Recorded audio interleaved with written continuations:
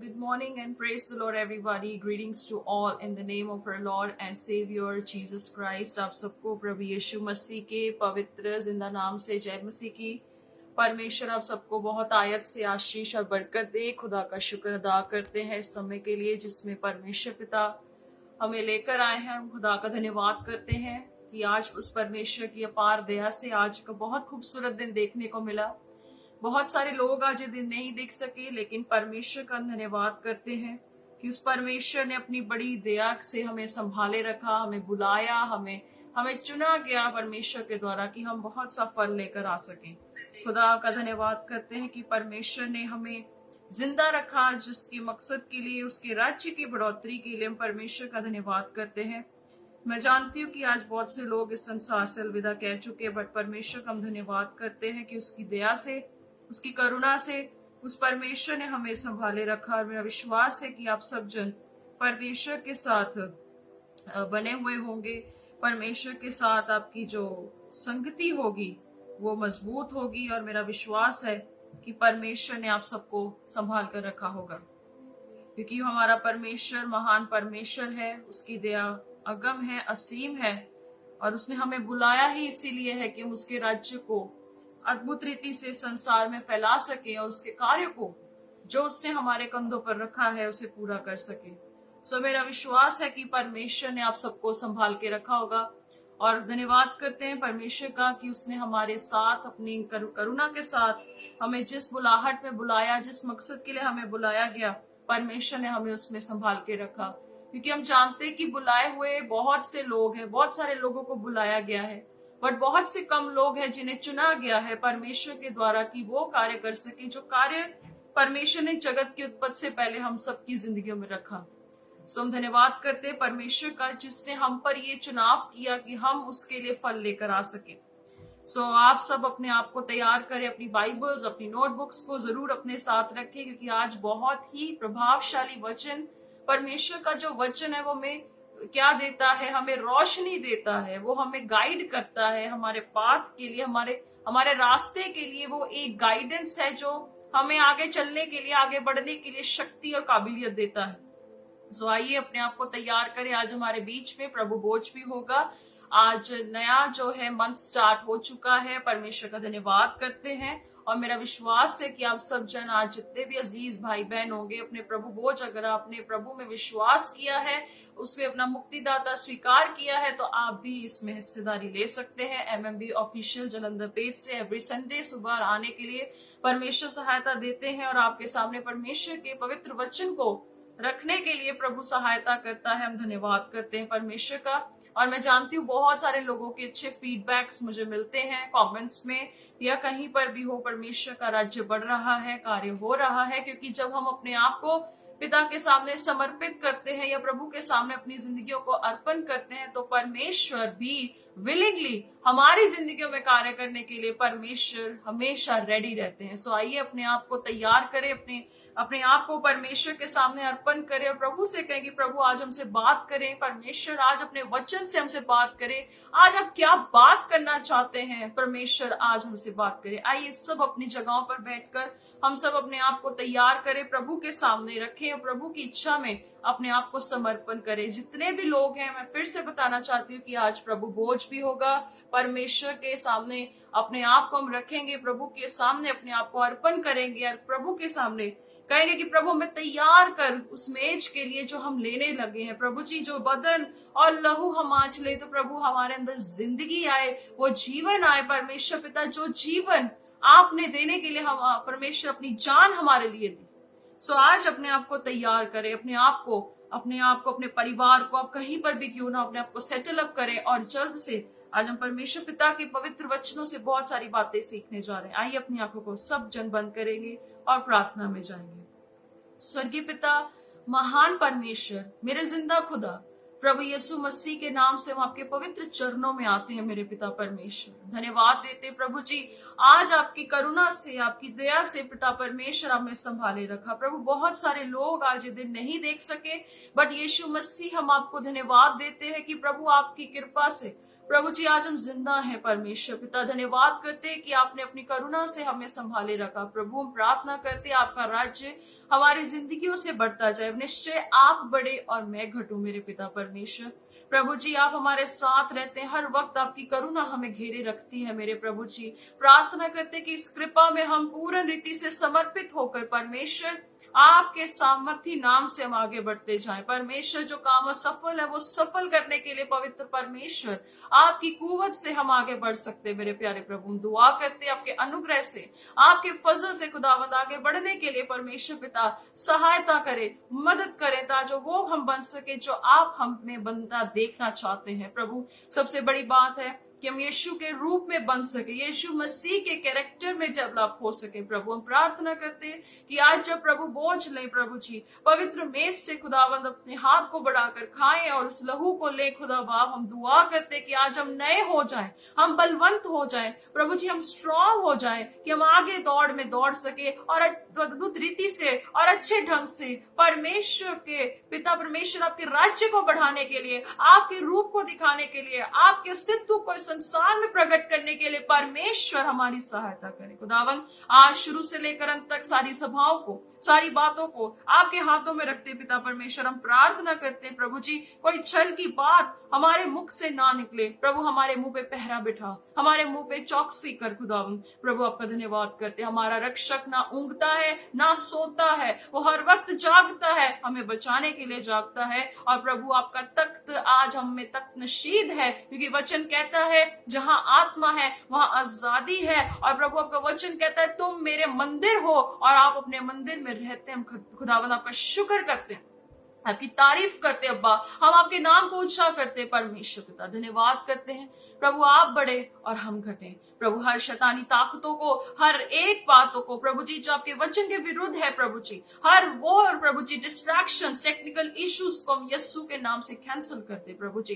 पवित्र आत्मा आज कलीसिया से आप क्या बात करना चाहते हैं उस पर आप गौर करें, और पवित्र आत्मा जी लोगों के दिलों को परिवर्तित करें कि मसीह का वचन उनके दिलों में अधिकाई से बसने पाए। और परमेश्वर पिता का धन्यवाद करते हुए प्रभु वो एक दूसरे के साथ संगति में बढ़ सके। प्रभु हम धन्यवाद करते हैं, सारा आदर महिमा जलाल आपको देते प्रभु, अपने आप को भी आपके पाक लहू में कवर कर दे परमेश्वर। खुदावंद आपकी महिमा हो, आपकी स्तुति हो, राज्य आपका बढ़ता जाए प्रभु जी, हम घटते जाए। सारा आदर जलाल और महिमा हम आपको देते हुए सारी प्रार्थनाओं को प्रभु यीशु मसीह के सामर्थी नाम से हम मांग लेते हैं। आमेन आमेन आमेन। परमेश्वर का धन्यवाद हो, खुदा का शुक्र करते हैं, खुदा की तारीफ करते हैं कि उस परमेश्वर ने हमें आज का दिन दिया है। आज बहुत ही इंपॉर्टेंट बातों को आज हम सीखने जा रहे हैं, और हमारा जो आज का टॉपिक है वो है द कॉल ऑफ पर्पस। हमारी जिंदगी की जो बुलाहट है उसका मकसद क्या है। हमारी जिंदगी में प्रभु यीशु मसीह ने हमें बुलाया है। हम सब कहते हैं प्रभु ने हमें बुलाया, हमें एक सही समय पे बुलाया, परमेश्वर ने हमें चुना, हमें इनवाइट किया, हमें अपने घर में बुलाया। परमेश्वर ने हमें ऐसे मकसद के लिए बुलाया जब हम भटक गए थे, हम पापी थे, जब हम बीमारियों में थे, हम परेशानियों में थे, हर चीज में फंसे थे। परमेश्वर ने सबसे आपको आजाद किया। लेकिन सबसे बड़ी बात आज हमें ये समझना है कि परमेश्वर ने हमें सिर्फ हमारी बीमारियों से छुड़ने के लिए नहीं, बीमारियों से आजाद होने के लिए नहीं, हर एक परेशानी का समाधान ढूंढने के लिए नहीं, परमेश्वर ने हमें हर एक चीज से बढ़कर एक बहुत बड़े मकसद के लिए बुलाया है। परमेश्वर ने हमें हर एक दुख से आजाद तो किया है, हमें हर एक चीज में निकास दिया है, हर एक चीज का सोल्यूशन दिया है। परमेश्वर ने हर एक चीज को टाइम टू टाइम प्रकट किया है कि वो परमेश्वर है। और उससे एक बड़ी बात आज कलीसिया भी भूल रही है। आज हर एक विश्वासी को दोबारा से उस पॉइंट पर आने की जरूरत है कि मुझे परमेश्वर ने इस संसार से अलग क्यों किया है, मुझे परमेश्वर ने क्यों बुलाया है, मुझे परमेश्वर ने किस रीति से किया, क्या बात थी मुझ में ऐसी कि परमेश्वर ने मुझे अपने परिवार से अलग किया। क्या ऐसी बात मुझ में पाई गई पिता परमेश्वर के द्वारा जिसकी वजह से उन्हें लगा कि सच में मेरी जिंदगी में ये कैपेबिलिटी परमेश्वर ने देखी और उसने मुझे बुलाया है, उसने मुझे ठहराया है, उसने मेरा अभिषेक किया है, उसने मुझे मस्सा किया है, उसने मुझे अपॉइंट किया है, उसने मुझे याजक के पद पर रखा है, उसने मुझे पोजीशन दी है, उस परमेश्वर ने मुझे एक ओहदा दिया है। उसका कारण क्या है? कलीसिया हमें समझना होगा कि परमेश्वर ने किसी को ऐसे ही नहीं बुलाया है। परमेश्वर ने सिर्फ आपको इस बात के लिए नहीं बुलाया है कि आप इस संसार के हर एक अमीर गरीब व्यक्ति के दुखों कलेशों तकलीफों से क्या है मुक्त होकर, हर एक चीज से मुक्त होकर कहो कि मैं बहुत अच्छा चल रहा हूं, मैं बहुत अच्छा चल रहा हूं, मेरे घर में शांति है, सब कुछ है। पर परमेश्वर ने एक पर्पस रखा है कि आपको कोई काम करना है, आपको कोई काम करना है। जब आप एक नौकरी पे जाते हो, जब मालिक आपको नौकरी देता है, तो आप नौकरी में इस बात से संतुष्ट नहीं हो कि महीने की सैलरी मुझे घर पे आराम से मिल जाएगी, चाहे मैं कुछ करूं या ना करूं। अगर आप काम करोगे तभी आपको सैलरी मिलेगी। अगर आप काम करोगे, मेहनत करोगे, डिवोटेड रहोगे, परमेश्वर पिता के राज्य में भी यही सिस्टम है कि आपने स्वर्ग के राज्य में दाखिला ले लिया, उसके घर में आपने निकास पाया, उसके घर में आपने सब कुछ पाया, आपने अपना मकान तैयार करना है, आपको परमेश्वर के घर में अपना घर बनाना है। यीशु ने कहा कि मेरे पिता के पास बहुत सी जगह है, बहुत सारे घर हैं और उसके घर में कोई कमी नहीं है। पर हमारे लिए आज सबसे इंपॉर्टेंट बात है कि हमें मेहनत करनी है, हमें परमेश्वर के किंगडम के लिए कुछ करके दिखाना होगा। परमेश्वर ने इसीलिए आपको इस धरती पे जन्म नहीं दिया है कि आप बस आरामदायक जीवन जियो, बरकतों को बरकतों पाते जाओ, हर एक चीज आप पाते जाओ, हर एक चीज पे निकास पाते जाओ, हर चीज का आपका क्विक रेमेडी आए। परमेश्वर ने आपको इसके लिए नहीं रखा। परमेश्वर ने आपको किस बात के लिए रखा है? आपको पता है आपका मालिक यीशु मसीह, जिसका आप नाम लेते हो, जिसका आप नाम उच्चारते हो, जिसको मुक्तिदाता मानते हो, जिसको सेवियर कहते हो, जिसको छुड़ाने वाला कहते हो, वो भी क्या करने आए थे? वो भी कहते कि मैं अपने भेजने वाले की मर्जी को पूरा करने आया था। वचन में देखेंगे लूका की पुस्तक, book of Luke chapter 4 verse 43, लूका रचित सुसमाचार उसकी 4 बाब और उसकी 43 नंबर आयत में एक वचन लिखा है। प्रभु यीशु मसीह का फरमान है। जीसस ने एक बात को बहुत खूबसूरती से कहा, कहते परंतु उसने उनसे कहा, मुझे अन्य नगरों में भी परमेश्वर के राज्य का सुसमाचार सुनाना अवश्य है, क्योंकि मैं इसीलिए भेजा गया हूं। जीसस ने कई बार कहा कि मैं सेवा करने आया हूं, मैं सेवा करवाने नहीं आया। जीसस कहते कि मैं सेवा करने आया हूं। परमेश्वर ने मुझे इस बात के लिए भेजा, कहता मैं सुसमाचार किस बात का सुनाने आया? परमेश्वर के राज्य का सुसमाचार कहते मैं सुनाने आया हूं। आपको पता है ये धरती में जो जीवन है ये थोड़े टाइम का है, धरती की आशीषें थोड़े समय की है, धरती के सोर्सेस थोड़े टाइम के लिए है। ये चांद, सूरज, धरती, ये पौधे, पेड़, ये कुदरत भी थोड़े समय के लिए परमेश्वर ने नियुक्त किया है। क्यों नियुक्त किया है? क्योंकि परमेश्वर पिता का एक मकसद है कि जो उसके हाथ का बना इंसान है उसके लिए सब कुछ परमेश्वर ने ऑलरेडी प्रोवाइड किया है। वो टाइम टू टाइम एवरीथिंग वो अपने सिस्टम में परमेश्वर सब कुछ देता है। पर उससे कहीं बढ़कर आज जो धरती पे रहने वाला एक एक इंसान है, आपको पता है आपकी उम्र कितनी हो सकती है? 70, 75, 80, 90, इससे ऊपर आपकी उम्र की आयु कितनी है वो खुदा जाने। लेकिन परमेश्वर ने आपके लिए, जब तक आपकी सांस चल रही है, जब तक आप धरती पे जिंदा हो, परमेश्वर ने आपके लिए एक काम अपॉइंट किया है।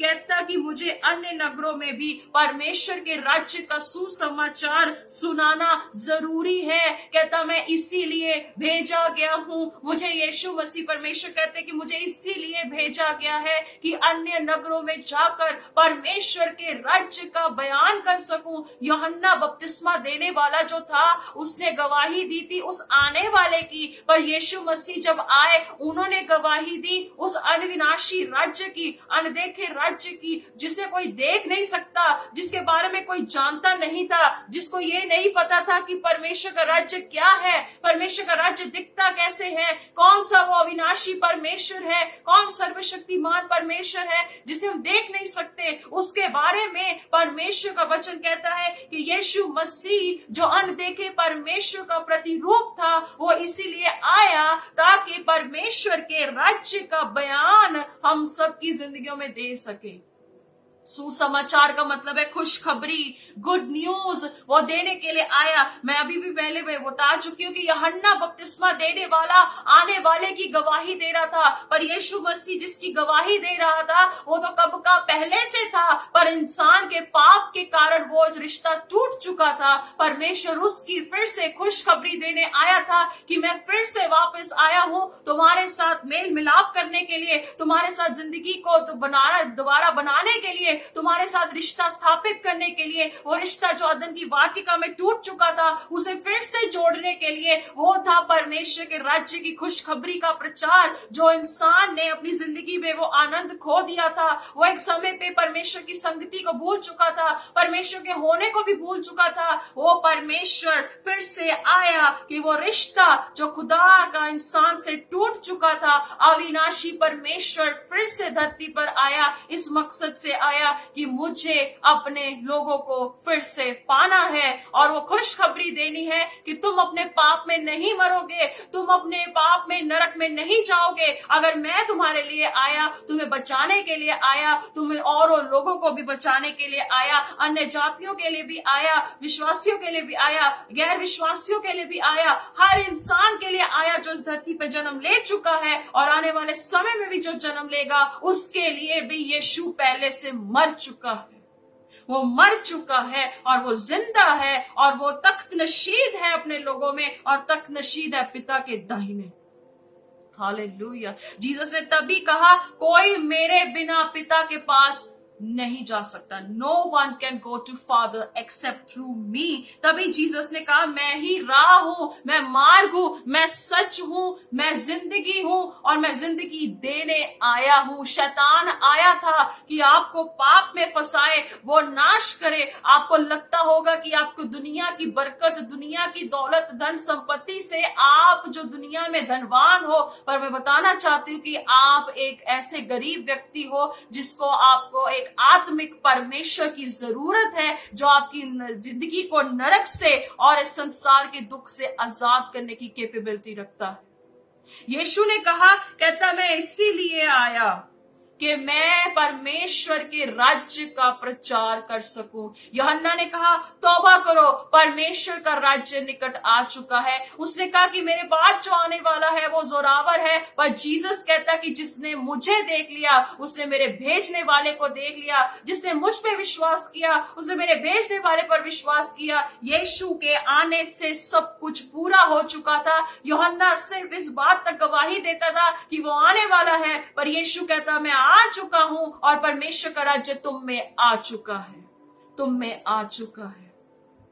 हमें कोई भी ऐसा व्यक्ति नहीं चाहिए जो बार बार बताए कि वो आने वाला है, वो आने वाला है। यीशु कहता मैं आ चुका था, मैं मर चुका था, मैं जिंदा हूं, मैं फिर से तुम्हें लेने के लिए आने वाला हूं। हालेलुया।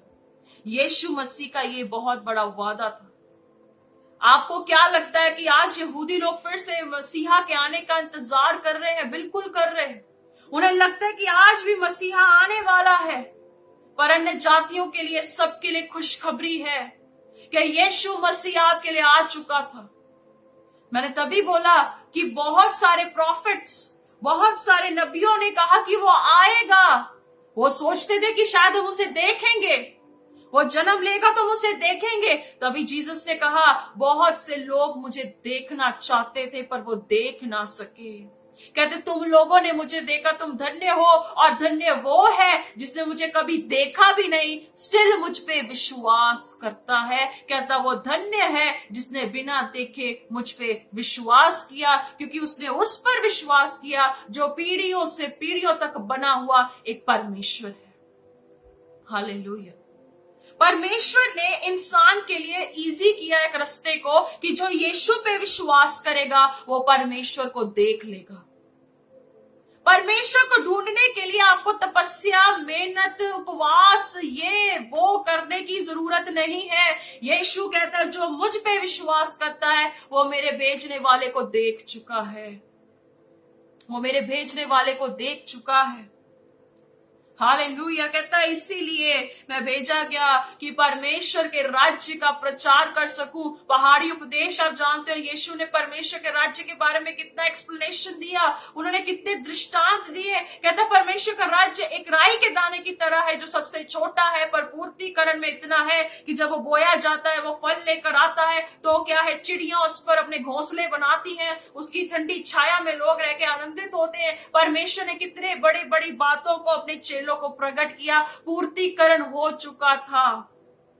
पर आज भी बहुत सारे लोग अभी भी अंडरस्टैंड नहीं कर रहे कि परमेश्वर के राज्य की बातें आपको जीसस ने ऑलरेडी सौंप दी हैं कि जाओ बताओ लोगों को परमेश्वर के राज्य के बारे में, बताओ लोगों को, क्योंकि जीसस ने कहा कि लोगों को दृष्टांतों से समझाया जाता है, परंतु तुम्हें परमेश्वर के राज्य के भेद की बातें दी गई हैं। कहते चेलों को दी गई है वो परमेश्वर के राज्य की बातों को। हालेलुया। जीसस के पास है अनंत काल की बातें। तभी पतरस ने कहा, हे प्रभु मैं कहां जाऊं, अनंत जीवन की बातें तो तेरे ही पास है। पतरस को पता लगा कि जीसस के पास वो बातें हैं जो दुनिया के किसी भी मास्टर के पास नहीं है, किसी गुरु के पास नहीं है। जो यीशु के पास है वो इस दुनिया के पास नहीं है। और जो यीशु के साथ रहता है, यीशु के साथ रहने वालों के पास वो बातें हैं जो इस दुनिया के फिलोसोफर साइंटिस्ट के पास भी नहीं है। तभी परमेश्वर का वचन कहता है कि परमेश्वर ने जगत के मूर्खों को चुना था ताकि समझदारों को शर्मिंदा कर सके। पर सबसे बड़ी बात यह है, हमें पौलुस की तरह समझना पड़ेगा कि परमेश्वर के अनुग्रह के कारण आज मैं जिंदा हूं। परमेश्वर के अनुग्रह से मैंने मेहनत की। जब हम सब लोग परमेश्वर के अनुग्रह में डूब जाएंगे, समर्पित हो जाएंगे कि this is the grace of God, परमेश्वर का अनुग्रह है, परमेश्वर की दया है। परमेश्वर की दया आपसे वो करवाएगी जो दुनिया के पास्टर्स, लीडर्स इतने सालों से करने की भी कोशिश में है, वो नहीं कर पा रहे। परमेश्वर आपके द्वारा उन लोगों को लज्जित कर देगा और आपके द्वारा परमेश्वर का राज्य ऐसा बढ़ाएगा, आपका तंबू चौड़ा किया जाएगा, क्योंकि आपने अपनी शक्ति, अपनी काबिलियत, अपने पैसे, अपने घमंड, अपने मिनिस्टर्स, लीडर्स पे घमंड नहीं किया, पर आपने उस परमेश्वर पे घमंड किया जिसकी दया ने आपको बचाया। उसकी दया में आप डूब चुके हैं, परिपूर्ण हो चुके हैं। और जब बंदा कोई भी प्रभु की दया में डूब जाता है, परमेश्वर कहता है कि वो सब कुछ कर सकता है जिसके लिए मैंने उसे चुना है। एक डिपेंडेंस, एक परमेश्वर पे निर्भरता यीशु के चेले में होनी चाहिए। यीशु का चेला जो है वो हमेशा यीशु पर निर्भर रहे, वो सिर्फ दुनिया की ताकत दौलत पर निर्भर ना रहे। क्योंकि मैं बताना चाहती हूं, परमेश्वर पर जो निर्भर नहीं रहता, परमेश्वर पर जो डिपेंड नहीं रहता, हो सकता है दुनिया में आप नंबर 1 पर हो, परमेश्वर इस धरती पर आपका हिसाब क्लियर कर रहा है। जब वो आप परमेश्वर के सामने खड़े हो जाओगे, परमेश्वर कहेगा मैं तुम्हें जानता भी नहीं, मैं तुम्हें जानता ही नहीं कि तुम कौन हो। Who are you, I never knew you. यीशु कहेगा मैंने तुम्हें कभी जाना ही नहीं, तुम कौन थे। क्या आप परमेश्वर से ऐसे सुनना चाहते हैं? क्या आप परमेश्वर से ऐसी बातें सुनना चाहते हैं? वचन में आगे देखेंगे, यूहन्ना book of John chapter 5 verse 36, जो आज मेरे वर्ड्स ऑफ द डे भी है। मैंने आज जो वर्ड्स ऑफ द डे अपनी फेसबुक पर, व्हाट्सएप पर लगाया है, वो यही वचन था। यूहन्ना रचित सुसमाचार 5 बाप और उसकी जो 36 नंबर आयत, वहां लिखा है, परंतु मेरे पास जो गवाही है वह यूहन्ना की गवाही से बड़ी है। कहता जो टेस्टिमनी मेरे पास है, कहता वो यूहन्ना से बहुत बड़ी है, क्योंकि जो काम पिता ने मुझे पूरा करने को सौंपा है, अर्थात यही काम जो मैं करता हूं, वह मेरे गवाह है कि पिता ने मुझे भेजा है। कहता जो टेस्टिमनी मेरे पास है वो जॉन से बड़ी है, जॉन द बैप्टिस्ट से बहुत बड़ी है वो गवाही जो मेरे पास है। सेकंड यीशु मसीह कहते कि वो गवाह है। क्या गवाह है? मेरे काम गवाह है, मेरे काम गवाह है, मेरी जिंदगी गवाह है कि जिसने मुझे भेजा है। आज आपका भेजने वाला क्या प्रकट होता है? आपकी जिंदगी से आज कौन प्रकट होता है? क्या आपका भेजने वाला प्रकट होता है या आपको सिखाने वाला प्रकट होता है? आपको सिखाने वाला कौन है? आपका चर्च का लीडर।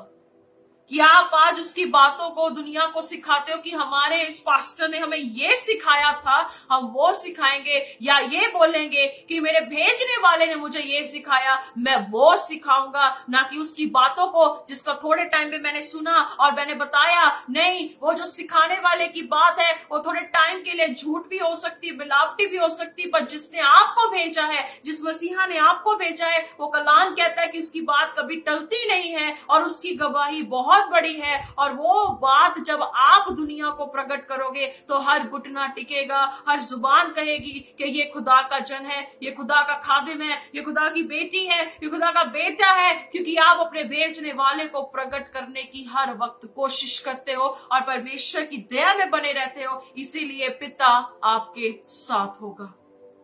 कहता मेरी गवाही बहुत बड़ी है, मेरी टेस्टिमनी बहुत बड़ी है। परमेश्वर कहता मेरी गवाही बहुत बड़ी है, क्योंकि जो खुद परमेश्वर था वो धरती पर खुद खुदावंद यीशु बनकर आया। ये बहुत बड़ी गवाही है। जॉन ने कहा मेरे बाद आने वाला है, मेरे बाद आने वाला है, वो बहुत बड़ा है, वो बहुत शक्तिशाली है, वो जोरावर है। पर यीशु कहता मैं जोरावर हूं, मैं शेरे बब्बर नहीं, पर मैं मेमना बनकर आया हूं ताकि वो कार्य कर सकूं जो परमेश्वर ने मुझे सौंप दिए हैं, जिस परमेश्वर ने मुझे कार्य दे दिए हैं। हालेलुया। कहता यही गवाही है। 37 में लिखा पिता जिसने मुझे भेजा है उसी ने मेरी गवाही दी है। आपकी गवाही देने वाला कोई नहीं है, पर आपकी गवाही देने वाला परमेश्वर हो। जब परमेश्वर ने यीशु की गवाही दी कि ये मेरा प्रिय पुत्र है, इसकी सुन, वो गवाही दी थी उस परमेश्वर ने अपने बेटे के बारे में। हम भी यही चाहते हैं कि परमेश्वर हमारे विषय में भी यही टेस्टिमनी दे, ये मेरा प्रिय बेटा है, ये मेरी प्रिय बेटी है और मैं इससे खुश हूं। और बहुत से लोगों के बीच में परमेश्वर आपके बारे में ये कहे कि इसकी सुनो, इसकी बातों में सच्चाई है, इसकी बातों में खराई है, इसकी सुनो क्योंकि मैं इससे खुश हूं।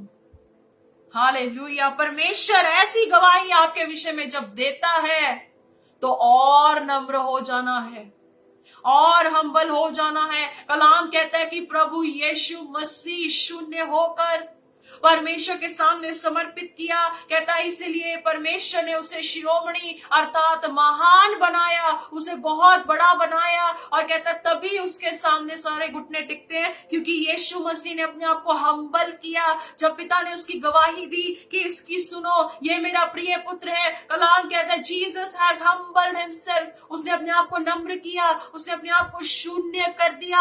आज जब परमेश्वर आपको ऊंचा करता है तो हमारे कॉलर और ऊंचे हो जाते हैं, हम और घमंड से भर जाते हैं, हमारे अंदर और गुरूर आ जाता है, हम तो किसी को कुछ भी नहीं समझते। आज लोग तुच्छ जानते, एक दूसरे को लड़ाई झगड़े में लगे रहते हैं, एक दूसरे से ऊंचा दिखना शुरू करते हैं। मैं कलाम की मानन आप सबको ये कहना चाहती हूँ कि परमेश्वर के किंगडम में आप जीरो है। अगर आप अपने आप को शिरोमणि दिखाने की कोशिश करते हैं, परमेश्वर की नजर में आप जीरो है, जीरो है, जीरो है।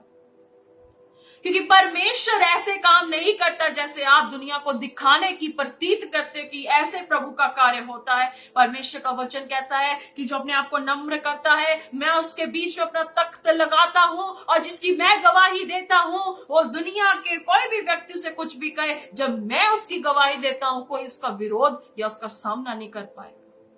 कलाम कहता है यदि तुम मेरे वचन में बना रहे तो तेरे कोई सामने खड़ा हो ही नहीं पाएगा, कोई तेरा सामना तक नहीं कर पाएगा। हालेलुया। कोई आपका सामना नहीं कर पाएगा, परमेश्वर आपको ऐसा बना देगा। पर सवाल यह है कि आज हम परमेश्वर के सामने समर्पित हैं? क्या आज हम ऐसी गवाही देते कि मेरे भेजने वाले की मैं गवाही देना चाहता हूं, मैं टेस्टिफाई करना चाहता हूं उसको जिसने मुझे भेजा है। आज बहुत सारे लोग कहते हैं हमें इसने भेजा है, हमें इसने भेजा है, हम इसके द्वारा आए हैं, हम इस पास्टर ने हमें कहा कि आप इसको बुलाओ, इसको मीटिंग में बुलाओ, पास्टर ने हमें बुलाया है, हमें इस व्यक्ति ने बुलाया है, इसके व्यक्ति के सामने आओ। हम आगे पीछे बस उस व्यक्ति का नाम बजाते रहते हैं, हमारे भेजने वाले का कहां जिक्र है? यीशु का कहां जिक्र है? कलीसिया। जिस कलीसिया में मसीह का जिक्र नहीं है, उस कलीसिया को कोई फायदा नहीं है।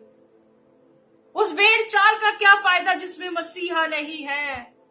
अगर यीशु मसीह आपको इस कलीसिया की गवाही देता है कि मैं इससे खुश हूं, आप उस कलीसिया का हिस्सेदार बनो। अगर प्रभु के जन के बारे में प्रभु कहता है कि मैं इससे खुश हूं, इसकी सुन, प्रभु के वचन के अनुसार है, आप उसकी जरूर सुने। आज हम बहुत सारे लोगों की सुनते हैं और जो अच्छा लगता है वो उसके पीछे चलते हैं। परमेश्वर के बारे में जरा गौर करो। जब प्रभु कहता है कि मैंने इससे चुना है, मैं इससे खुश हूं, ये मेरे बारे में बयान करता है, तो इसकी सुनो, तभी सुनो। आज हम कान के कच्चे ना बने, हमें बहुत पक्का बनना है। हमें तलवार की तरह बनना है जो बूंदे बूंदे को काट दे, क्योंकि वचन तलवार है। हमें भी आज तलवार की चोख की तरह हमें जो बात गलत है उसे काटना है, जो सही है उसे बताना है। हमें डरना नहीं है, क्योंकि हमारे अंदर वो है जो संसार से बहुत बड़ा है। He is very big। वो बहुत बड़ा परमेश्वर कहता, जिसने मेरी गवाही दी है और वो पिता मुझे भेजने वाला मेरे साथ है। कहता वो मेरे साथ है, वो मेरी ओर है। और कलाम कहता है जब परमेश्वर हमारे साथ है, हमारा सामना कौन कर पाएगा? कौन हमें दोषी ठहरा पाएगा? आज आपको लोग चाहे दोषी ठहराते हो, चिंता करने की जरूरत नहीं है। आपको लोग क्रिटिसाइज करते हैं, चिंता रत्ती करने की जरूरत नहीं है। जब परमेश्वर ने आपको कहते हैं ना चोखी तलवार बना दिया है, आपको दुनिया से डरने की जरूरत नहीं है, क्योंकि जिसने आपको भेजा है वो स्वर्ग में आपकी गवाही देता है that this is my daughter, this is my son whom with I am well pleased। जिससे मैं खुश हूं, मैं उसके साथ हूं। कोई उसका कुछ बिगाड़ नहीं सकता, कोई उसका कुछ कर नहीं सकता। कहता मैं उसके साथ हूं। हालेलुया। आपको ऐसा बनना है अजीजों, परमेश्वर शैतान के सामने आपकी गवाही दे सके, मैंने उसे चुना है। तू उस पर दोष लगाता है, जरा देख उसकी जिंदगी को, वो क्या कर रही है, वो क्या कर रहा है। मैंने उसे चुना है। परमेश्वर का वचन कहता है कि मैंने उसे बुलाया, मैंने उसे चुना। पर जीसस की क्वालिटी एक आज लोग भूल रहे हैं कि उन्हें नम्र बनना है, उन्हें हम्बल बनना है और झुक जाना है। क्योंकि जो खुदा की बड़े परमेश्वर को, अविनाशी परमेश्वर को देखता है, वो और नम्र हो जाए, वो और नम्र हो जाए। क्योंकि यीशु मसीह खुद परमेश्वर होकर कितने नम्र थे, क्योंकि उन्हें पता था कि बहुत बड़ा परमेश्वर उनके साथ है। वो खुदा है, वो एलोहीम है, जहां पर कुछ भी ना हो उसे आवाज लगाकर बुलाता है, वो ऐसा परमेश्वर है।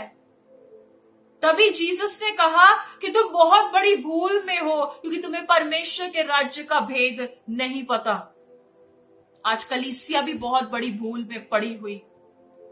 आज कलीसिया आपको जागना होगा। इन लीडर्स, प्रॉफिट्स, पास्टर्स को फॉलो मत करो। मैं कितनी बार कहती हूँ, या हमारे जैसे ईमानदार जो प्रभु का वचन सीधाई से रखते हैं, कितनी बार कहते हैं कि हर एक को मत सुना करो, पहले परखा करो। अगर वो प्रभु से चुना गया है, अगर प्रभु आत्मा के द्वारा कहता है बेटा इसे सुन, तो इसकी सुनो। क्योंकि गवाही देने वाला जब सच्चा है, तो उसकी गवाही देने वाला जो परमेश्वर का वचन बताता है वो भी सच्चा है और वो बात सच्ची रखता है, जरूर उसकी सुनो।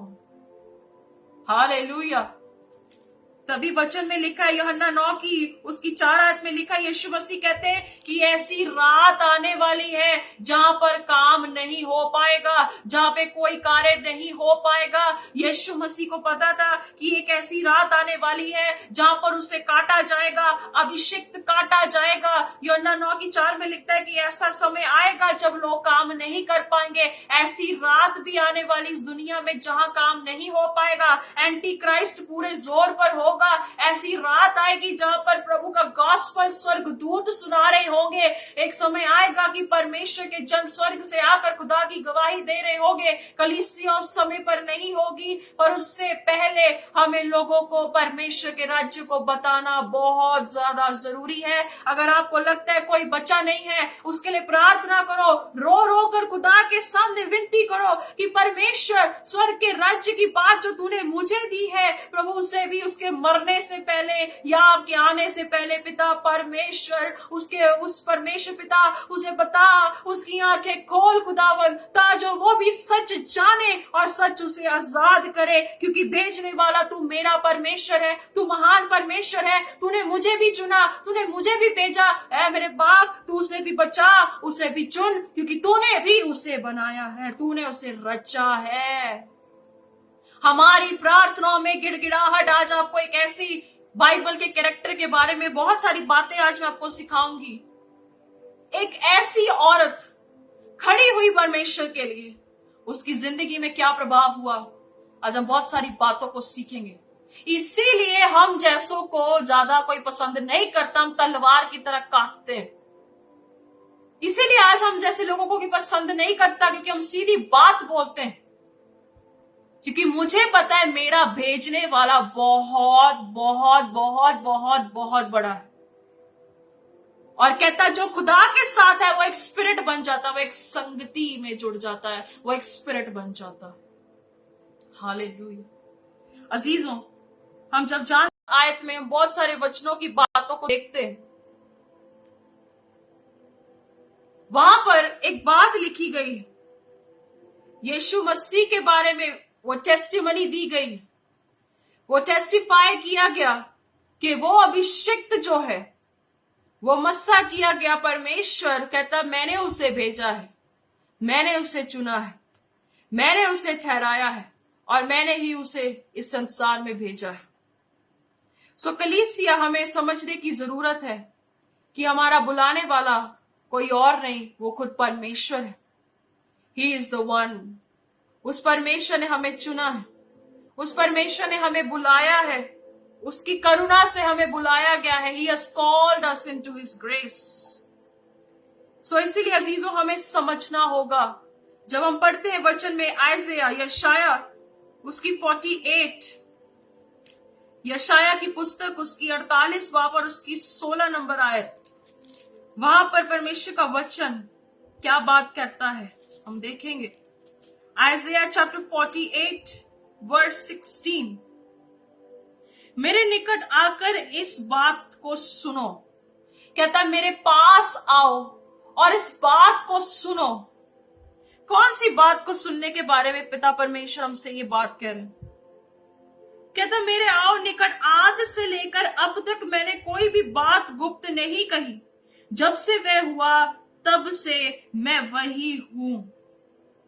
और अब प्रभु यहोवा ने और उसकी आत्मा ने मुझे भेज दिया है। कहता मेरे पास आओ, कहता मेरे पास आओ, मेरे निकट आओ, कहता उन बातों को सुनो, कहता जो शुरुआत से रखी गई थी, कहता जो शुरुआत से वो बातें रखी गई थी, कहता उन बातों को सुनो। Hear the words, hear my saying which I had from the very beginning. कहता जो शुरुआत से बातें रखी गई थी, कहता जो शुरू से वो बातें रखी गई थी, कहता उसको सुनो। Hear the words, कहता शुरुआत से जो बात रखी गई थी, कहता उससे सुनो। कहता मेरे निकट आओ, आदि से लेकर मैंने कोई बात तुमसे छुपाई नहीं थी। और यीशु मसीह ने भी यही बात कही थी कि शुरुआत से मैंने कोई भी बात तुमसे छुपाई नहीं थी। कहता जो शुरू में था, कहता अब भी है, कहता वो सब बातें मैंने तुम्हें बताई हैं, प्लस एक बात कही, कहता मैंने अपना आत्मा भेज दिया है। और कलाम की मानंद जब पेंटिकोस्ट के दिन पवित्र आत्मा आया, वो सच का आत्मा आया, आज भी वो हमारे साथ है और वो हमें यीशु मसीह की एक एक बात समझाता है। होली स्पिरिट हमें आज भी वो बातें समझाता है। देखिए ये यशाया में लिखा गया, न्यू टेस्टामेंट में भी पूरा हुआ, न्यू टेस्टामेंट में भी वो बात पूरी हुई। न्यू टेस्टामेंट में जीसस ने भी वही कहा, क्योंकि यीशु कहता मैं और पिता एक है, I and my father are one। कहते हम दोनों एक हैं। तो इसीलिए हमें प्रभु ने बुलाया, कि वो गुप्त बात जो संसार ने और आज के संसार ने, आज के लोगों ने ये बातें गूढ़ छुपा कर रखी हैं, क्योंकि उन्हें पता है कि अगर मैंने सच बता दिया, अगर सच कलीसिया को पता लग गया तो बहुत सारी भीड़ उन्हें छोड़ के चली जाएगी, बहुत सारे लोग उन्हें छोड़ के चले जाएंगे, क्योंकि उन्हें पता है कि जब हमने सच का बयान किया, वो चोखी तलवार है, वो काट देती है और वो किसी को टिकने नहीं देती है। क्योंकि जब बाइबल है वो आपको झूठ से तसल्ली नहीं देता, चाहे सच बोलता है 2 मिनट के लिए काटता है और वो सच बोलता है।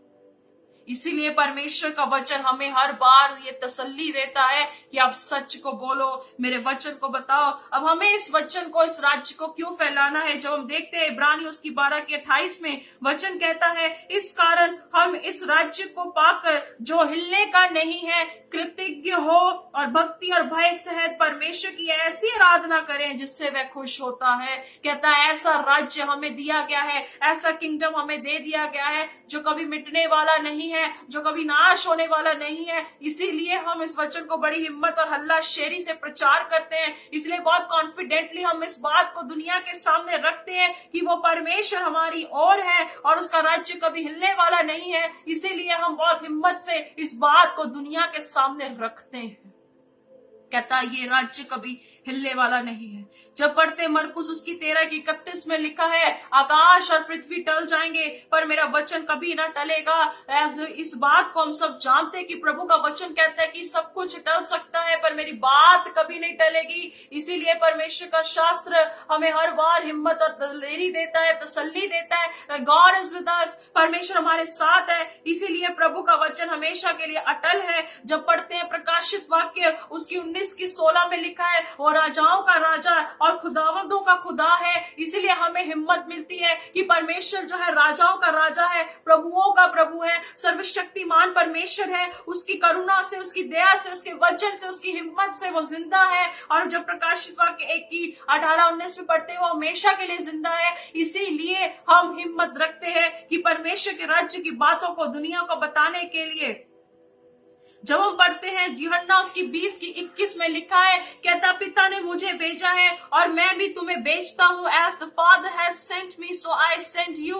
क्योंकि वचन कहता है स्वर्ग और पृथ्वी का सारा अधिकार भी मुझे दे दिया गया है। कहता इसलिए जाओ और वचन सुनाओ। ऐसा परमेश्वर क्या किसी और को वादा देता है? क्या ऐसा परमेश्वर किसी और को वो प्रॉमिस देता है? क्या ऐसा परमेश्वर किसी और को कॉन्फिडेंस देता है? नहीं, वो आपको और मुझे देता है, क्योंकि हमारा बुलाने वाला सच्चा है, हमारा प्रतापी परमेश्वर हमारे साथ है। तो इसीलिए पहला पत्रस उसकी 3 और उसकी 15 नंबर आयत में हम जब वचन पढ़ते हैं, 1 Peter chapter 3:15, पहला पत्रस उसकी 3 और उसकी 15 नंबर आयत में लिखता है, पर मसीह को प्रभु जानकर अपने मन में पवित्र समझो। कहता यीशु मसीह को ऑनर करो, जीसस को ऑनर करो और अपनी पूरी जेंटलनेस के साथ परमेश्वर का ऑनर करो। पूरी हिम्मत से, आदर सम्मान के साथ जीसस को ऑनर करो, यीशु मसीह को ऑनर करो, क्योंकि वो ऑनरेबल परमेश्वर है। Hallelujah, he is honourable. और आगे जो हम देखते हैं पहला कुरिन्थियों उसकी 9 उसकी 16 से 18 नंबर आयत में पौलुस एक बात को बयान करता है। पौलुस कहता है आज बहुत सारे लोग पता है क्या करते हैं, आज बहुत सारे लोगों में घमंड आ चुका है। मैंने 25 बाइबल दी, मैंने ट्रैक्स दिए हैं, मैंने बाइबल को बांटा है, मैंने बहुत सारे लोगों को प्रभु के राज्य के लिए जीत लिया है, मैंने इन लोगों को चर्च में बुलाया और वो चंगे हुए, मेरी प्रार्थना से वो कार्य हुआ तो हुआ, प्रभु अब मेरे लिए क्या हिसाब देगा? एक बिजनेस बना दिया है, एक बिजनेस नहीं है। पौलुस क्या कहता है वचन में 9:16 में, पहला कुरिन्थियों 9:16 में लिखा है, यदि मैं सुसमाचार सुनाऊं तो मेरे लिए कुछ घमंड की बात नहीं है। कहता अगर मैं सुसमाचार सुना भी रहा हूं तो मुझे कोई घमंड करने की बात नहीं है। मुझे घमंड नहीं है कि मैं बहुत बड़ा गॉस्पेल सुना रहा हूं, मैं बहुत अच्छा वचन सुनाता हूं, मेरे पास कैपेबिलिटी है, मेरे पास गिफ्ट है, मैं वचन सुना रहा हूं। कहता मुझे घमंड करने की रत्ती भी बात नहीं है। कहता क्योंकि ये मेरे लिए तो अवश्य है, मेरे लिए तो इम्पोर्टेंट है कि मुझे ये बताना है, लोगों को सिखाना है, लोगों को वचन बताना है। कहता ये मेरे लिए बहुत जरूरी है, ये मेरे लिए इम्पोर्टेंट है, ये मेरे लिए तो एक कहते हैं मेरा रिस्पॉन्सिबिलिटी है कि मुझे बताना है। यदि मैं सुसमाचार ना सुनाऊं तो मुझ पर हाय। कहता अगर मैं गॉस्पेल नहीं बताता तो हाय है मुझ पर, क्योंकि ये रिस्पॉन्सिबिलिटी है, ये जिम्मेदारी है जो हमें बताना है लोगों को कि यस परमेश्वर जिंदा है। क्योंकि यदि अपनी इच्छा से ये कहता हूं तो मजदूरी मुझे मिलती है। अगर मैं अपनी इच्छा से कहता हूं और यदि अपनी इच्छा से नहीं करता तो अभी भंडारीपन मुझे सौंपा गया है। अगर मैं अपनी मर्जी से कर रहा हूं, अगर दिल लगा के कर रहा हूं, मेहनत कर रहा हूं, अच्छे से काम कर रहा हूं, समझ के कर रहा हूं, दिल लगा के कर रहा हूं, तो मुझे मेरी मजदूरी मिल जाएगी। अगर मैं नहीं भी करता तब भी भंडारीपन मुझे सौंपा गया। भंडारीपन का क्या मतलब है? ये वचन सौंपा गया। अगर सुनाते हो तो मजदूरी पालोगे, अगर नहीं सुनाओगे तो भंडारी अभी भी आपके पास है। आपको जागना पड़ेगा, आपको अवेयर होना पड़ेगा। 18 आयत में लिखा तो मेरी कौन सी मजदूरी ये कि सुसमाचार सुनाने में मैं मसीह का सुसमाचार सेंतमित कर दूं, यहां तक कि सुसमाचार में जो मेरा अधिकार है उसको भी मैं पूरी रीति से काम में ना लाऊं। कहता मेरी मजदूरी क्या है? कहता सुसमाचार को फ्रीली, डेडिकेटेडली पूरे लोगों को बताऊं, प्लस कहता मेरा जो अधिकार है मैं उसे अधिकार को काम में नहीं लाता। मैं अथॉरिटी को जमाता नहीं हूं। मैं ये नहीं जमाता कि मैं पास्टर हूं, मैं रिकॉग्नाइज्ड हूं। कहता मैं उस बात को नहीं करता।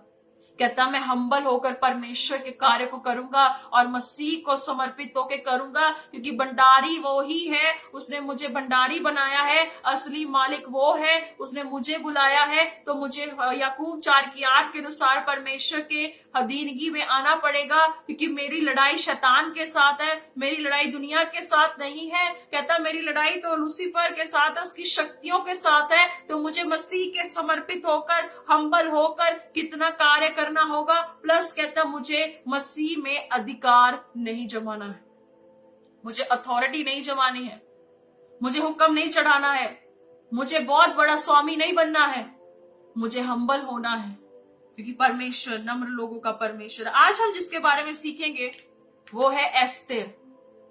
एस्तेर रानी। हम सब बाइबल में से देखेंगे, बाइबल को अपने साथ रखेंगे, क्योंकि क्विकली हम बाइबल वर्सेस को देखते जाएंगे।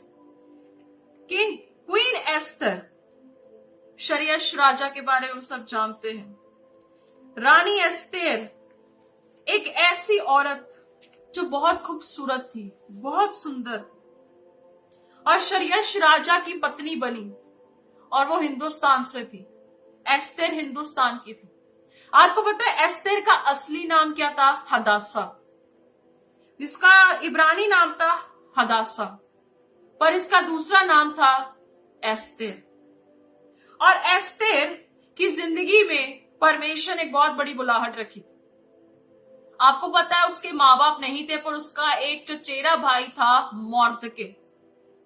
मोर्दके जो था वो प्रभु का भय मानने वाला यहूदी गोत्र का था। और कलाम में देखते हैं तो जो रानी वश्ती थी उसने पर जो शरियश राजा था उसको डिसोबे किया और उसको छोड़ दिया गया। और राजा ने क्या किया? बहुत सारी जो राजकुमारियों को बुलाया कि वो आए और वो राजा को खुश करे, और राजा उसमें से अपने लिए एक पत्नी को चुन ले। हदासा हिंदुस्तान से उस जगह तक गई और वहां पर मोर्दके ने कहा कि तुझे अपनी असलियत नहीं बतानी है कि तू एक यहूदी है। और वहां पर राजा को रानी एस्तेर पसंद आई और एस्तेर को रानी बनाया गया। परमेश्वर भी आपको ऐसे ऊंचा करेगा।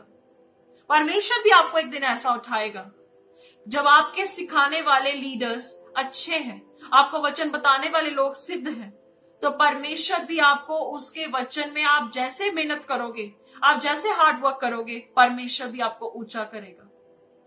आप जानते हैं वचन में देखेंगे कि क्या ऐसी बात हुई कि रानी एस्तेर को खड़ा होना पड़ा। एस्तेर उसकी 2 बाप और उसकी 5 से 6 नंबर आयत में लिखा है, शूशनगढ़ में मोर्दके नामक एक यहूदी रहता था जो कीश नामक एक बिन्यामीनी का पर पोता, शिमी का पोता और याईर का पुत्र था। वह उन बंदियों के साथ यरूशलेम में बंधुआई में गया था। कहता यरूशलेम जो था बंधुआई में गया, और कहता बंधुआई में चला गया। वहां पे लिखा जिन्हें बेबीलोन के राजा नबूकदनेस्सर यहूदा के राजा योनकाया के संग बंदी बना कर ले गया था। वहां पर वो बंदी बनाए गए थे, यहूदी के लोग बंदी बना दिए गए थे। और आपको पता है कि वहां पर जो था वहां पे बंदी बना दिया गया, लोगों को गुलाम बना दिया गया। और गुलाम बनाने के बाद रानी एस्तेर वहीं पर थी। और आपको पता है जब हम आगे पढ़ते हैं वहां पर लिखा गया था कि जो राजा था, एस्तेर 3 बाप और उसकी 1 से 2 नंबर आयत में पढ़ते हैं, बातों के बाद राजा शरियश ने अगागी हमदाता का पुत्र हमान को पोजीशन दी। वहां पर उसे पोजीशन दी गई और सबको कहा गया कि आपने हमान को नमस्ते करना है, उसके सामने झुकना है। पर आपको पता है मोर्दके जो था वो जानता था कि हमान के मंसूबे क्या थे, और हमान के सामने वो झुका नहीं और वो खड़ा रहा।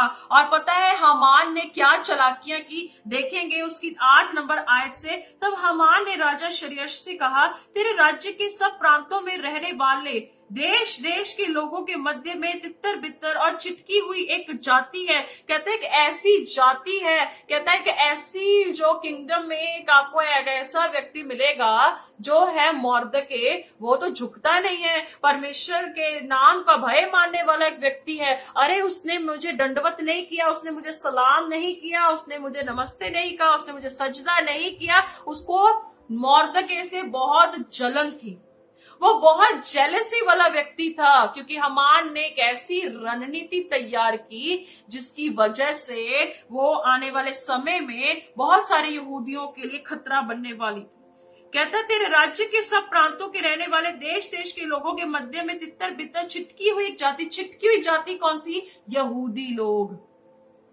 जोइश। कहता एक ऐसी जाति जिसके नियम और सब लोगों के नियमों से अलग है। कहता वो बहुत अलग लोग हैं, वो बड़े डिफरेंट लोग हैं। अरे वो कैसे लोग हैं? और वे कहते राजा के कानून पर चलते नहीं है, इसीलिए उन्हें रहने देना राजा को लाभदायक नहीं है। हमान जैसे व्यक्ति आज आपको बहुत सारे मिलेंगे। हमान की तरह आपका परिवार भी हो सकता है जो आपको बर्दाश्त नहीं करता। हमान की तरह बहुत सारे दोस्त मित्र भाई बहन हो सकते हैं जो आपको बर्दाश्त नहीं कर रहे, क्योंकि आप एक सेनाओं के यहोवा को मानने वाले व्यक्ति हैं, आप परमेश्वर को मानने वाले लोग हैं। हमान की तरह बहुत सारी रणनीतियां आपके लिए तैयार हो रही होंगी कि आपको नाश किया जाए, आपको घसीटा जाए, आपको मारा जाए। आपकी लिए बहुत रणनीतियां तैयार हो रही होंगी। कलाम में लिखा है, आप देख सकते हैं हमान कितनी प्लानिंग कर रहा है। राजा को स्वीकार हो तो उन्हें नष्ट करने की आज्ञा लिखी जाए, और मैं राजा के भंडारियों के हाथ में राज भंडार में पहुंचाने के लिए 10,000 की कार चांदी दूंगा। तब राजा ने अपनी अंगूठी अपने हाथ से उतारकर अगागी हमदाता के पुत्र हमान को, यहूदियों के बैरी जो था, उसे दे दी, क्योंकि उसे जलन थी। किससे जलन थी? परमेश्वर के लोगों से जलन थी। वो जलता था, उसे जेलसी थी कि वो परमेश्वर को मानने वाले व्यक्ति हैं, खुदा को मानने वाले व्यक्ति हैं, परमेश्वर का भय भक्ति मानने वाले व्यक्ति हैं, खुदा का खौफ मानने वाले व्यक्ति हैं। वो ऐसे लोग चिढ़ता था, वो नफरत करता था कि ऐसे लोग आए हैं जो क्या है, चिटके हुए हैं, गिरे हुए लोग। कहता ऐसे लोग आ चुके। तब उसने आज्ञा दी, आज्ञा निकल गई। अब हम जानते हैं कि जो मोर्दके था उसने इंटरसीड किया। एस्तेर उसकी 4 की 1 की 3 में लिखता है, जब मोर्दके ने जान लिया कि क्या क्या किया गया है, क्या क्या होने वाला है, कहता मोर्दके ने वस्त्र फाड़े, टाट पहने, राख डाली, नगर के मध्य में जाकर दुख भरे शब्दों से चिल्लाया, रोने लगा। कहता और वे राजभवन के फाटक के सामने पहुंचा। टाट पहने हुए राजभवन के फाटक के भीतर तो किसी को जाने की आज्ञा ना थी। एक एक प्रांत में जहां जहां यहूदी बड़े विलाप के साथ, कहता राजा ने आज्ञा दी, वहां वहां यहूदी बड़ा विलाप करने और उपवास करने और रोने पीटने लगे, वरन बहुतेरे टाट पहने और राख डाले हुए पड़े रहे। कहता ऐसा समय आ गया, यहूदियों के विरुद्ध बहुत बड़ी रणनीति बन गई, और रानी एस्तेर हदासा उसी के लिए अपॉइंट की गई थी। परमेश्वर ने उसे औहदा दिया। परमेश्वर ने इसके सारे दुख को भुला दिया, परमेश्वर ने उसे इज्जत दी। परमेश्वर के काम के लिए अब हदासा को खड़ा होना था, रानी एस्तेर को खड़ा होना था। जब परमेश्वर आगे के समय में, अजीजों सुन लो मेरी बात, परमेश्वर एक दिन आपको ऊंचा कर देगा, परमेश्वर आपको सम्मान देगा, परमेश्वर आपको ऑनर देगा, परमेश्वर आपको इतना ऊंचा करेगा कि शत्रुओं के सामने आपका मेज बिछा देगा। जब समय आएगा कि परमेश्वर के लोगों को आपकी जरूरत होगी, मेरा यह प्रश्न है, क्या आप परमेश्वर के लोगों के लिए खड़े होंगे? क्या परमेश्वर के लोगों के लिए आप खड़े हो जाएंगे? क्या परमेश्वर के लोगों के लिए आप विनती करेंगे? क्या परमेश्वर के लोगों को याद रखेंगे मोर्दके की तरह? मोर्दके ने कितना एस्तेर को सिखाया। आपकी जिंदगी में भी बहुत सारे ऐसे मोर्दके हो सकते हैं जिन्होंने आपको ऐसा खड़ा किया, आप उसे भूले मत। जब रानी एस्तेर को पता लगा, जब रानी को पता लगा कि ऐसा समय आ गया, वचन में लिखा 14 आयत में कहता, क्योंकि जो तू इस समय चुपचाप रहे तो किसी ना किसी उपाय से यहूदियों का छुटकारा तो हो जाएगा, परंतु तू अपने पिता के घराने समेत नष्ट हो जाएगी। कहता कैसे नष्ट होगी? तू अपने घराने समेत मर जाएगी। एक समय आएगा जब आप परमेश्वर के लोगों के लिए खड़े नहीं होंगे तो परमेश्वर आपसे वो सब छीन लेगा जो खुदा ने आपको एक समय के लिए दे दिया। आप प्रभु को कहते, प्रभु मुझे ऊंचा कर, मुझे उठा, मेरा सम्मान बढ़ा। परमेश्वर कहेगा, बेटे मैं कर दूंगा, मैं सब कुछ कर दूंगा, पर अगर तू मेरे लिए एक समय पे खड़ी ना हुई तो तेरे परिवार के समेत तुझे भुला दिया जाएगा, और भुला दिया जाएगा, तेरी सेवकाई को भुला दिया जाएगा, तेरे काम को भुला दिया जाएगा, तू है कौन, सब कुछ भुला दिया जाएगा। तब फिर एस्तेर खड़ी हुई, कहती एस्तेर ने मोर्दके के पास ये कहला भेजा, कहता मेरा मैसेज दे, जाके शूशन के सब यहूदियों को इकट्ठा कर और तुम सब मिलकर मेरे निमित्त उपवास करो 3 दिन रात, ना तो कुछ खाओ ना कुछ पियो, मैं अपनी सहेलियों सहित उपवास करूंगी। ऐसी दशा में कहती राजा के विरुद्ध के जाकर क्या करूंगी, बात करूंगी। कहती वो लॉ के अगेंस्ट है कि रानी ऐसे ही नहीं जा सकती, राजा के परमिशन के बिना नहीं जा सकती। जब मैं जाऊंगी, अगर मुझे मारा भी जाए, मैं मरने को तैयार हूं, पर मैं अपने लोगों के लिए खड़ी हो जाऊंगी। ऐसे खतरे में आने से पहले अगर हम खुद पहले ही खड़े हो जाएं तो ये बातें कभी ना घटे। आज परमेश्वर के लोग कितनी लोगों की दुहाई दे रहे होंगे प्रभु के सामने, प्रभु ये मेरे लिए खड़ा नहीं होता, परमेश्वर आपने इसे इतनी आशीष दी है, इससे अच्छा तुम मुझे एक बार मौका देता तो मैं पहले से क्यों ना खड़ी होकर तेरे काम को कर पाती। And God will do that, परमेश्वर करेगा। लिख कर ले लो, परमेश्वर, आज से बात को याद रखना, परमेश्वर एक दिन आपको बहुत ऊंचा करेगा। लिख लो, प्रभु कर देगा, पर आपको याद रखना है कि आपको वो वादा पूरा करना भी होगा जो प्रभु आपके लिए कर रहा है। कहता वो खड़ी हो गई, एस्तेर 5:1 और 2 में जब राजा के सामने गई हिम्मत मारकर, तो राजा ने वो जो कहते गोल्डन स्टिक जो थी उसके आगे की लिखा है, यहाँ पर लिखा है, वो जब खड़ी थी वहां पर तो राजा ने क्या किया, उस पर दया की, वो खुश होकर सोने का राजदंड उसके हाथ में किया और उसने वो राजदंड को पकड़ा। फिर उसने कहा क्या मैं तेरे लिए करूं? कहती मैं तुझे इनविटेशन देना चाहती हूँ कि तू आकर जो है मेरे साथ जो है खाना मैं तैयार किया उसे खा सके। और कलाम में लिखा है कि जो हमान और राजा वो गया और हमान ने क्या किया, मोर्दके के लिए एक फांसी का फंदा तैयार किया। लिखा है कहां पर, एस्तेर उसकी 5 उसकी 12 से 13 में लिखा है कि मोर्दके ने नहीं, हमान ने कहा कि एक फंदा 50 हाथ का बहुत लंबा तैयार किया जाए मोर्दके के लिए। और फिर पता है परमेश्वर ने मोर्दके को सम्मान दिया क्योंकि राजा की जान बचाई गई थी और उसे पूरे शहर में घुमाया गया, उसको कपड़े पहनाए गए।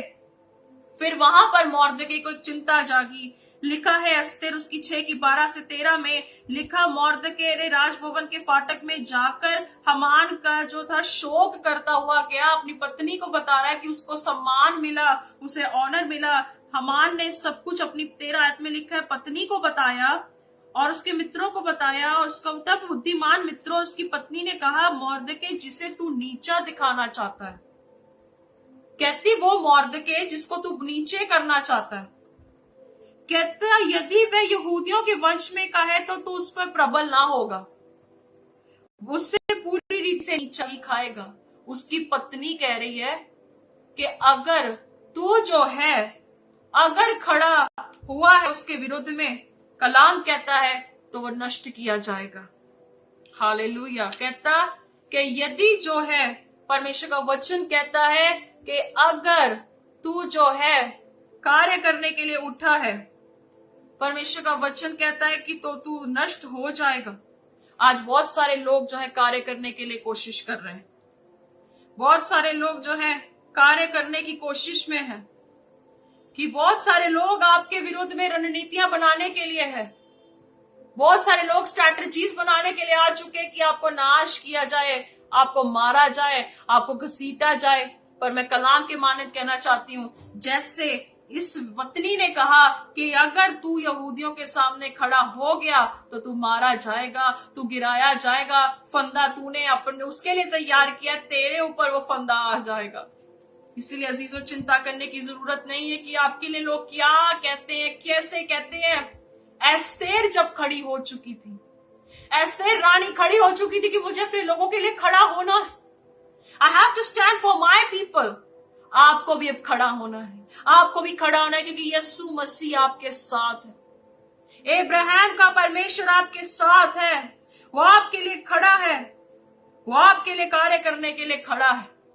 पर आपको एस्तेर की तरह खड़ा होना पड़ेगा। मैं जीऊं या मरूं, मैं प्रभु के लिए खड़ी हूं। क्योंकि लूसीफर कार्य करने की कोशिश में, जब आप जानते हामान के लिए जजमेंट हुई, जब एस्तेर की साथ पढ़ते हैं, वहां पे भोजन करने आया, तब रानी एस्तेर ने कहा, हे राजा, 3 आयत में एस्तेर उसकी 3 आयत में लिखा है, अगर तुम मुझसे खुश है राजा को ये स्वीकार हो तो मेरी निवेदन से मुझे और मेरे मांगने से मेरे लोगों को प्राणदान मिले, क्योंकि मैं और मेरी जाति के लोग बेच डाले गए, हम सब घात और नष्ट किए जाने वाले हैं। यदि हम केवल दास दासी हो जाने के लिए बेच डाले जाते तो मैं चुप रहती, चाहे उस दशा में वह विरोधी राजा की हानि भर ना सकता।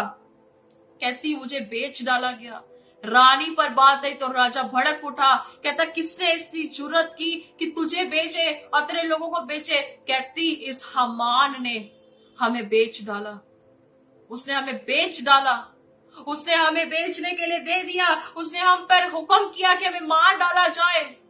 कहता उसने ऑर्डर कर दिया कि हमें मार डाला जाए, हमें घात कर दिया जाए, हमें डिस्ट्रॉय कर दिया जाए। आपको पता है रानी एस्तेर की इस दलेरी ने, जो यहूदियों के विरुद्ध वो बांधी गई थी, उल्टा उस हामान पर पड़ी।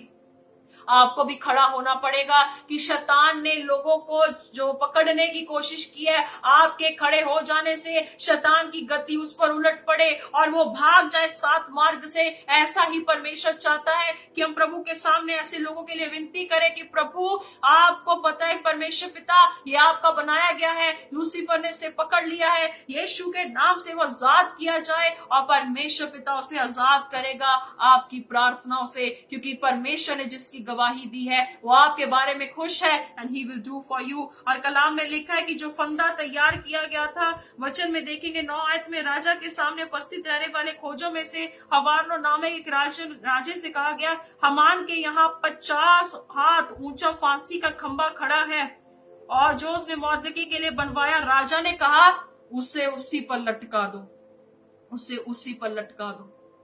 हो सकता है आपके विरुद्ध बहुत सारी रणनीतियां बन रही हैं, आपके घर वाले आपके लिए बहुत कुछ कर रहे हैं, एक दिन उन पर वही बात पलट कर आ जाएगी, क्योंकि आप परमेश्वर के हो। आपको डर होना चाहिए, आपके दिल आज कांपना चाहिए, पिता परमेश्वर, हामान नहीं बचा, हामान नहीं बचा, क्योंकि रानी एस्तेर आपके लिए खड़ी। जब मैं आपके लिए खड़ी हो चुकी हूं प्रभु, मैं आपका काम कर रही हूं। बहुत सारे लोग पांति बांध रहे, बहुत सारे लोग कार्य कर रहे, रणनीतियां बना रहे हैं, कलाम कहता है उन पर ही वो पड़ेगी। वो जो चीज प्लान कर रहे हैं उन पर आ जाएगी। आपको घर से एक दिन निकाल दिया, हो सकता है आने वाले समय में कुछ ऐसा हो जाए कि जो आपके विरुद्ध है उनके ही वो विरुद्ध बात आ जाए, क्योंकि हामान बख्शा नहीं गया।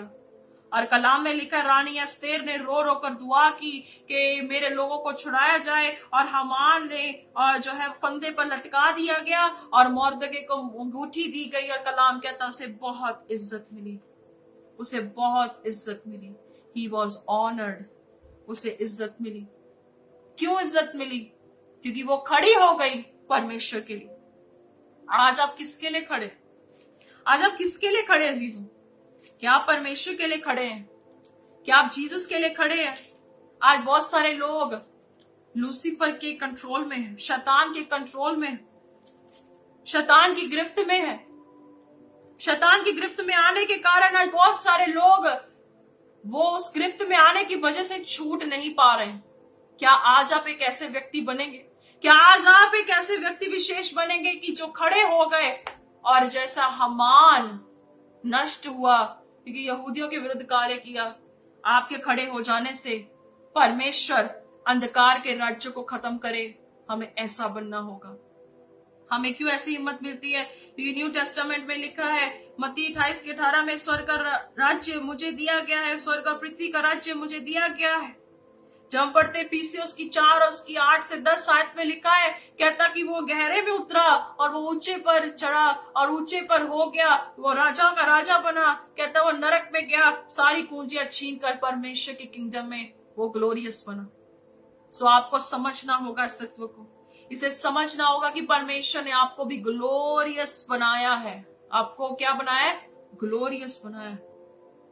तो आपको खड़ा होना पड़ेगा। हदासा की तरह कंफर्ट जोन में, किंगडम में बैठे हो, क्राउन डाला है, कंफर्टेबली बैठे हो, सब कुछ मिल रहा है।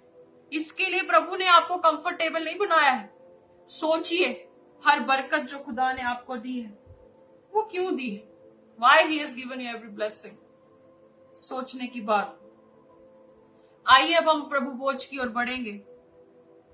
प्रभु भोज में हम जाएंगे। यीशु का वचन कहता है, मैं तुमसे सच कहता हूं, हम पढ़ते जॉन चैप्टर 6 वर्स 53, यीशु ने उनसे कहा, मैं तुमसे सच कहता हूं, जब तक मनुष्य के पुत्र का मांस ना खाओ, उसका लहू ना पियो, तो तुम्हें जीवन नहीं। जो मेरा मांस खाता, मेरा लहू पीता, अनंत जीवन उसी का है, और मैं उसे अंतिम दिन फिर जिला उठाऊंगा।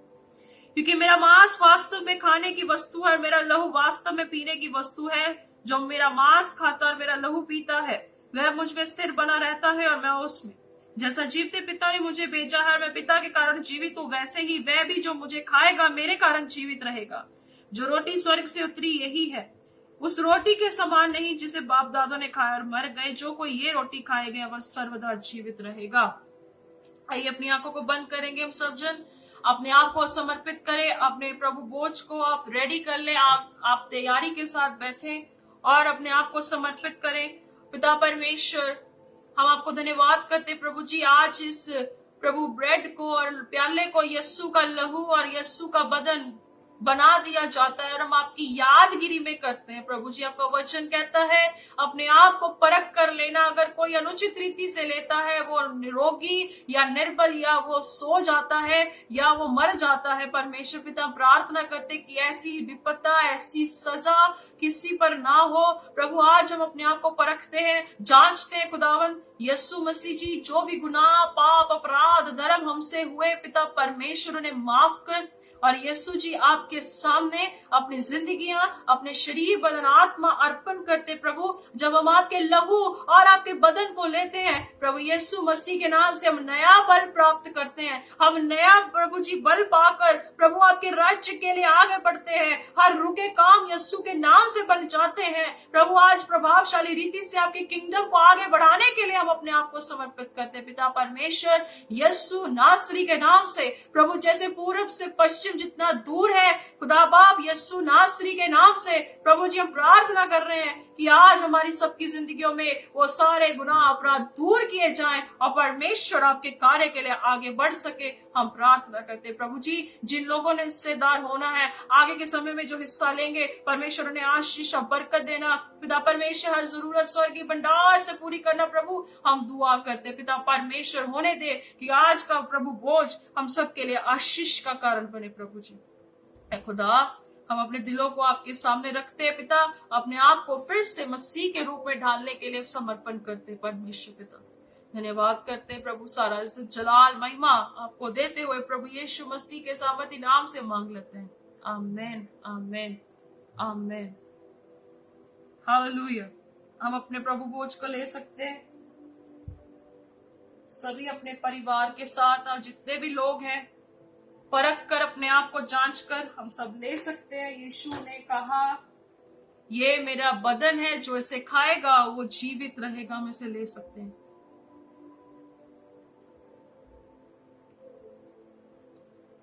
यीशु ने कहा ये मेरा लहू, मेरी नई वाचा है। We can take it.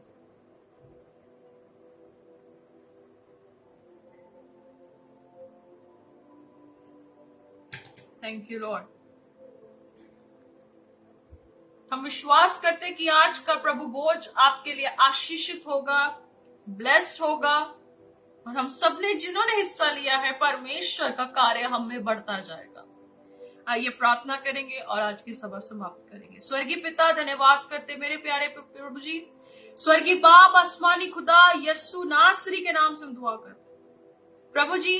आज हमने जो प्रभु भोज लिया, वचन के मुताबिक यीशु आप हम में जिंदा है और हम आप में जिंदा है। वचन कहता है जो ये रोटी खाता है इससे कोई मरता नहीं, वो जीवन पाता है। अनंत जीवन उसका है, क्योंकि बेचने वाला हमारे साथ है और वो गवाही हमारे अंदर बनी रहती है। प्रभु प्रार्थना करते कि रानी एस्तेर की तरह हम खड़े हो तो परमेश्वर आपका राज्य बचाया जाए, आपका राज्य बढ़ता जाए, क्योंकि हम जानते हैं कि प्रभु भेड़िए बहुत से आ चुके हैं, बहुत सारे भेड़िए आ चुके कलीसिया में, और बहुत से भटकाने वाले आ चुके हैं। आपका राज्य डूब रहा है खुदावंद, वो पीछे जा रहा है, पर हम जानते हैं जैसा अंधेरा बढ़ता है उससे दुगनी ज्योति बढ़ती है। प्रभु वी प्रे, हम प्रार्थना करते हैं कि प्रभु जी आज आपकी ज्योति, आपका नूर बढ़ता जाए यीशु मसीह के नाम से। खुदावन हम दुआ करते हैं आपकी महिमा हर जगह फैले। जिन लोगों ने आज वचन सुना ने आशीष देना, उनकी हर जरूरत पूरी करना। स्वर्ग का परमेश्वर हर एक झरोके खोल कर अपने लोगों की जरूरत पूरी करे। जो बीमार है अपने वचन को भेज कर उन्हें चंगा करे। बाप यीशु नासरी के नाम से अपने अद्भुत कार्य को प्रकट करे। प्रभु हम प्रार्थना करते हैं आपकी महिमा, आपकी सिताइश आपके लोगों में निरंतर होती रहे। प्रभु जी आगे के हफ्ते में पूरा संभाल के रखना, जो वचन सुनेंगे प्रभु ने ब्लेस करना, आशीषित करना। धन्यवाद करते हैं आपके लहू में सब कुछ छुपाते प्रभु जी, आपके नाम की महिमा सताइश करते पिता परमेश्वर। Bless them and honour them father. प्रभु जिस कार्य के लिए आपने जिन लोगों को चुना है प्रभु उसे पूरा करे। हम जानते कि जो खुदा ने शुरू किया है वो उसे अंत भी करेगा। धन्यवाद करते हैं, सारी इज्जत महिमा जलाल सम्मान हम आपको देते प्रभु। आप बढ़े और हम घट जाए। We give everything to you, Father. धन्यवाद करते प्रभु आप हमारे साथ हैं। सारा इज्जत जलाल और महिमा हम आपको देते हुए सारी प्रार्थनाओं को प्रभु यीशु मसीह के सामर्थी नाम से हम मांग लेते हैं। Amen, amen, amen. God bless you. परमेश्वर आप सबको आशीष दे, बरकत दे, खुदा के वचन में बढ़ते रहे, खुदा के कार्य में बढ़ते रहे, और आगे इस वचन को जरूर सोचे, गौर करें, और प्रभु के वचन को आगे तक लेके जाएं। और आगे के समय में प्रभु के वचनों से हम और अच्छे से सीखेंगे। दुआ में बने रहे, लगातार संगति का भी हिस्सा होते रहे। God bless you.